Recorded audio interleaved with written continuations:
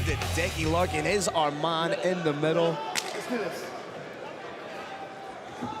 There is, oh, big overhand into the clinch from Gustafsson. But he's eating some knees here. Joilton showing his strength right there by just turning Gustafsson, but a little bit of a chess match right here.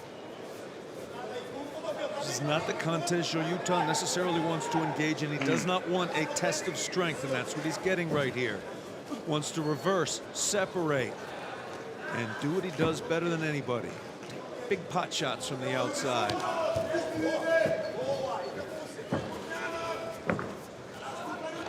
Great game planning by Gustafsson. Joilton can't unleash any of those incredibly dynamic strikes from this position. Good bit of head control too. Gustafsson's got the fight he wants, being very intelligent. Joilton may be trying to make a point. He may be trying to tell him, anything you can do, I can do better. If you can push me against the wall with my clinch, I can push you against. But I'm not certain he can. A nice short elbow from Gustafsson. Joilton now needs to be wary of the takedown. Joilton's back is too close to the fence right now. Gustafsson a little, oh, nice shot from Gustafsson. It's almost as if he's going to wait for Joilton to commit to strikes and close the distance. Joilton is that, oh, not far away with the uppercut. Joilton is that type of fighter that looks calm, looks loose, looks slow. Wait for the next calf kick. That slip, I believe, was caused by the first calf kick. 2, 3 more. Could be game-changing. Joilton has that ability just to switch tempo so quickly, can look slow and plodding, and then boom. Next thing you know, you're hitting a huge right hand, waking up and asking the referee what happened.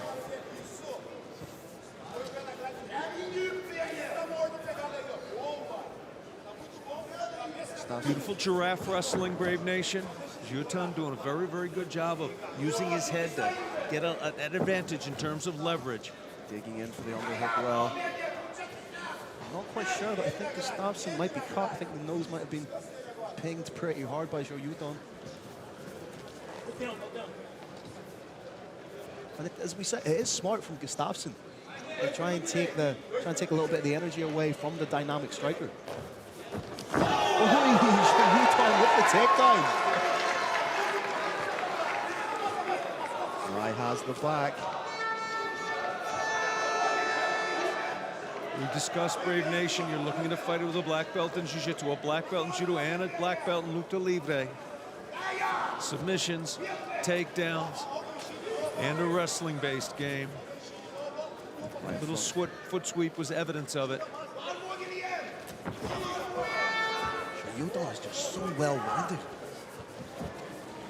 Joilton tried to buddy lock and lift.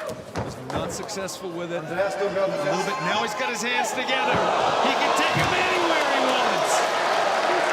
That is huge. That is a statement from Joilton Lutterbach.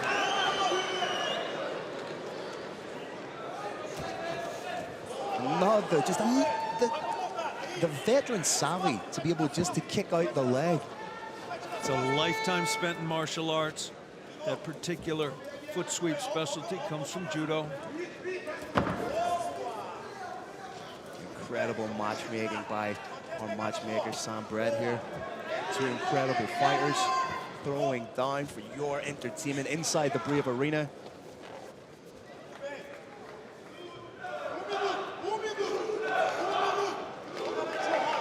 We've got 45 seconds left, Brave Nation.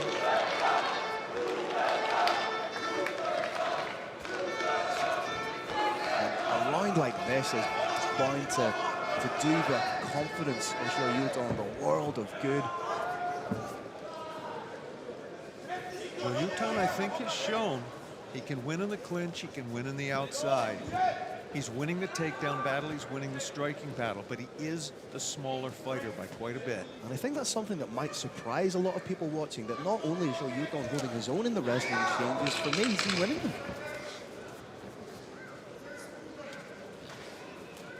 very clinch-heavy first round. Carrick, will that have an effect on the fighters going into the second? If you're a judge, Phil, and I say that knowing that we're not, who did you call that round for? For me, it has to be Joilton. He landed the bigger shots for me. He was very much in control of the cadence, the flow, the tempo of the fight. That was my feeling as well. He didn't do well in the beginning, and sometimes judges forget what happens in the early part of the fight. Yeah. But I did think in that second half, he started to show some dominance. Going to be very interesting to see what's going on in Bain's corner. It may well be they want him to be more aggressive, Phil.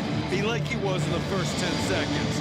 Come raging in, throwing bombs from unusual angles. However, if he comes in doing that and overcommits to a shot with somebody who is as quick, precise, and powerful as Joilton Lutterbach, he can be find himself looking right down the barrel of a straight right.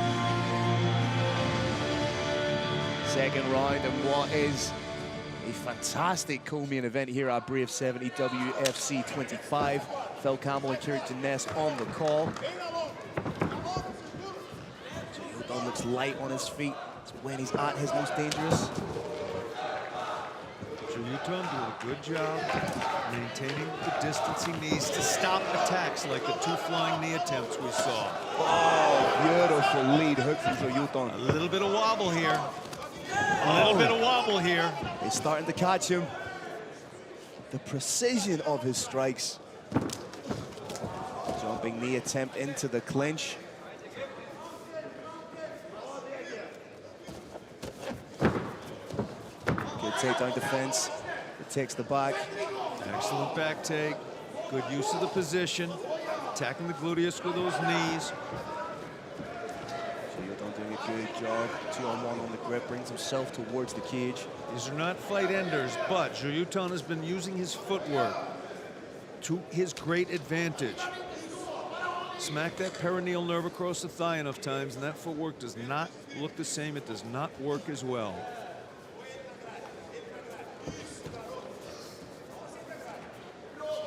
I would like to see Joilton try and work for separation and again let the hands go, but easier said than done when you have Gustafsson keeping you close. And there is the psychological aspect, Phil. A lot of fighters are not willing to concede that anyone is better than them anywhere. Said, I'm going to show you I'm as strong as you are. I'm going to show you I can match you with strength on the inside. Oh, big knee right up the middle.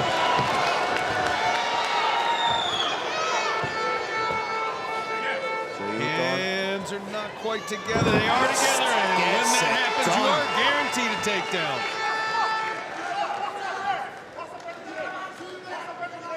I don't think Gustafsson was anticipating this type of a fight. I think Gustafsson perhaps thought he was going to be the fighter doing this in the fight. I'm a little bit shocked, Phil, and I'm a little bit awed at the performance we're seeing here from Pellegrino. Oh, good short elbow. Nasty elbow right to the forehead, and another one. Joilton unfazed. Midway point of the fight. Midway point of the second round. Joilton been head and head a few times before. Like it's his job. Does not appear to be damaged by those 2 elbows. These are nice short elbows. It's a dangerous game they're playing here, Phil. 2 very strong, powerful men. Oh, beautiful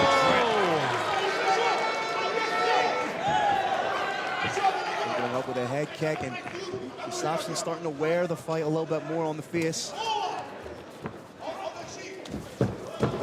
Another takedown attempt from Joilton. He is making a point here tonight. Joilton Lutterbach is showing dominance in all aspects of the fight game. Gustafsson on top now. Landing big shots, but once again we find ourselves in the clinch. doing a great job of pressuring Gustafsson here. A little reversal. Gustafsson is still very, very much in this fight. Short shot into the ribs by Joilton.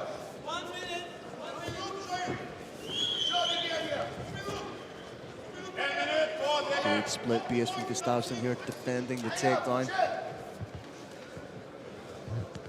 Brave Nation, Joilton wants to get his hands together. His opponent is going into what's called a running man stance, making his legs as wide as he can. So it's hard to get the fingers together.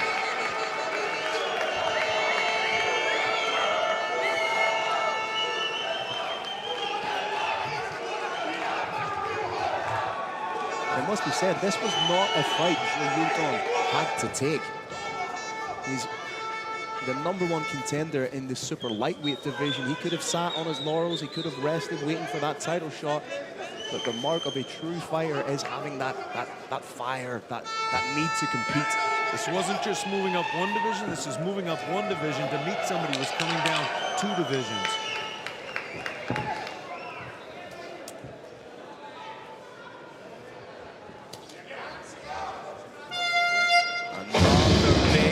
For Joilton. Gustafsson looks a little bit frustrated in the corner. As I say, I don't think this was the kind of fight he was anticipating. Gustafsson definitely showing some frustration. He's also showing some damage. Those long straight shots from the outside by Joilton Lutterbach land with surprising sting. If you're in the corner right now of Andreas being Gustafsson, what are you telling him, taking into consideration he's potentially down 2 rounds? I think elbows. I think elbows are the magic weapon that he can pull out. He's got to dig down pretty deep. He's tired. His brain's rattled a little bit. His face is getting lumped up. He wants to get into that clinch, and I have every reason to believe Lutterbach is willing to do that. He's going to have to give it his all, hit his opponent against that fence, and unleash elbows. I would not be surprised if we see Joilton Lutterbach turn this 3rd and final round into a striking match. I do believe it's going to be a striking clinic. I was just going to say the alternative to that clinch and elbow is going to be staying on the outside and eating long shot after long shot with a distinct possibility of a kick coming in from nowhere and landing on the melon. Gustafsson needs to be wary of dipping that head when he's charging in with the overhands.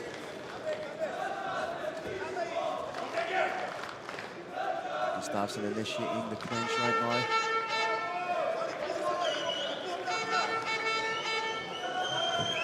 Joilton just so strong in these positions, and I think that's the biggest compliment that you can pay him, that he's doing this against one of the strongest guys in MMA. Yeah, he's doing it against somebody who came down to this division when he was moving up a division. Really, these two are 2 divisions apart. It's an extraordinary display of strength. Trip attempt, but ends up giving up the back.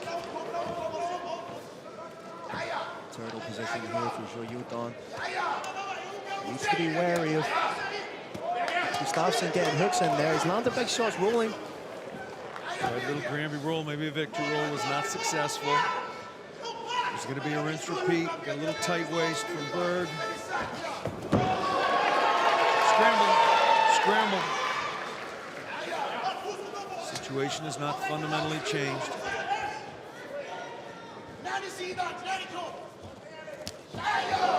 Oh, that looked right to the back.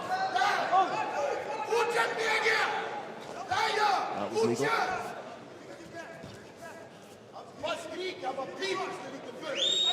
And this is a real skill. That knee fill may have caused some damage.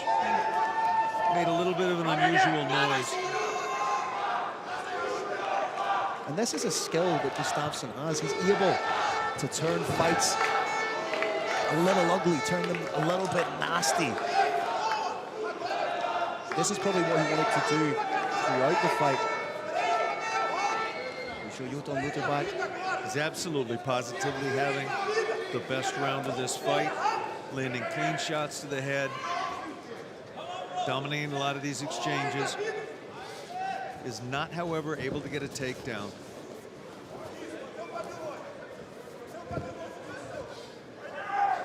Coming up to 2 minutes 30 in the third and final round. I would love to see Joilton separate and land some of those strikes, some of those trademark devastating strikes.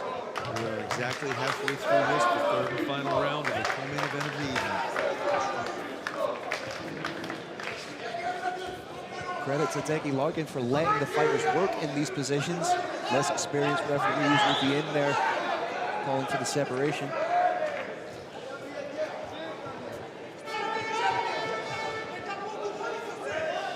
Brave Nation, for those of you fans who haven't spent a lot of time on the mats, these knees to the thighs look like they're just chipping away. They're devastating. If you hit a normal person with one, they'll drop to the ground screaming and holding on to that leg.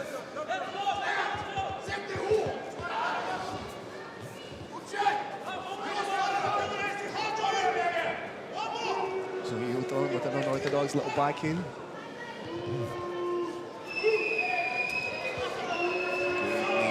Gustafsson.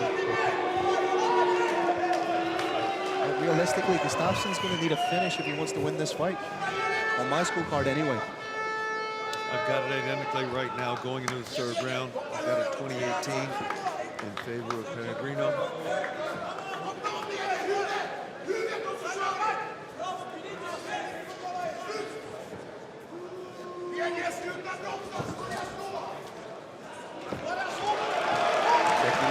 Steps in, separates.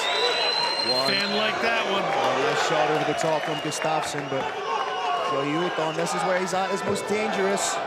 Swing and a miss from Gustafsson. Joilton completely calm. His two bombs went whizzing by his nose. I'd like to see him get his back off the cage here. There's potential for a counter straight right from Joilton if he times. Oh, big shot over the top. Nice shot from Gustafsson.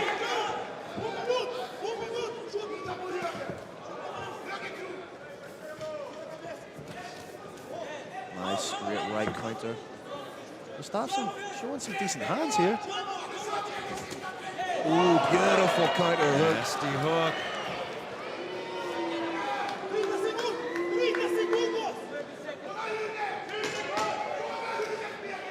Final 10 seconds.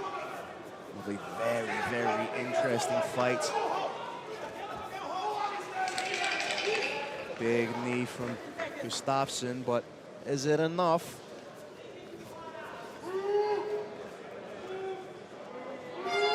There you have it, ladies and gentlemen. We go the full 3 rounds.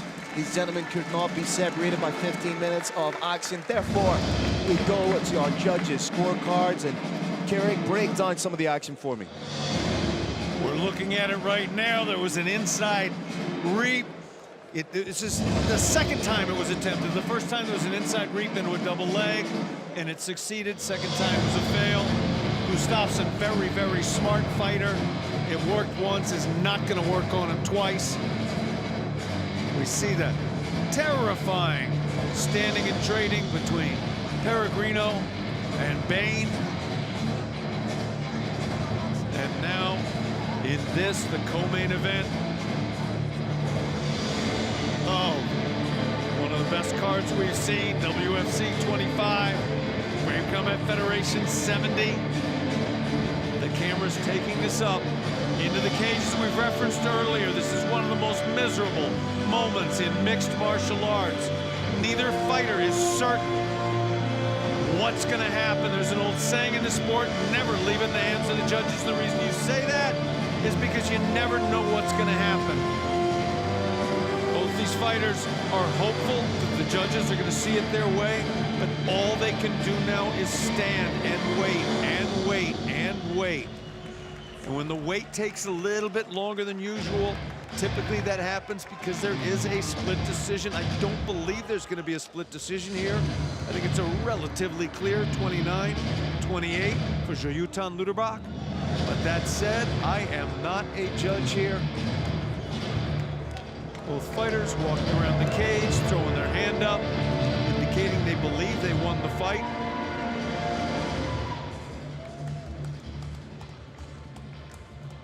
There is nothing to do now but wait, Brave Nation. The fight is over. This is the end. This is taking a little bit longer than usual. That can potentially indicate a split decision. Carlos Kramer is leaving the head judge's table. He's walking towards the WCF Brave Combat Federation cage. Fighters are standing with Decky the Bandit Larkin at center cage. It is just about to be official. All right, Brave Nation, an exciting main event. We go the judges' scorecards after 3 rounds. First judge scores about 29-28. Your second judge scores about 29-28. Your third judge scores about 28-28. Your winner by majority decision. Out of the red corner, Joilton